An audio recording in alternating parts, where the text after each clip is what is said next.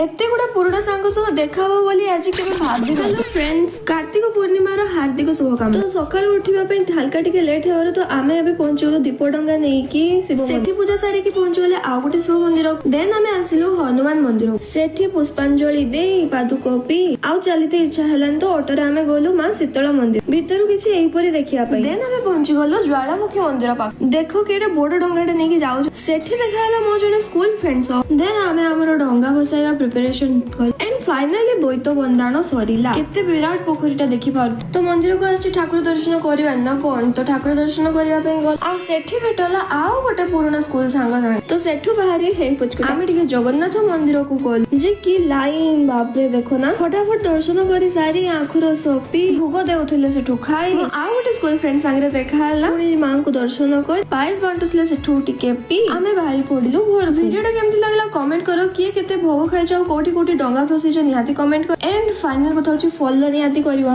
रहउची Jai Jagannath.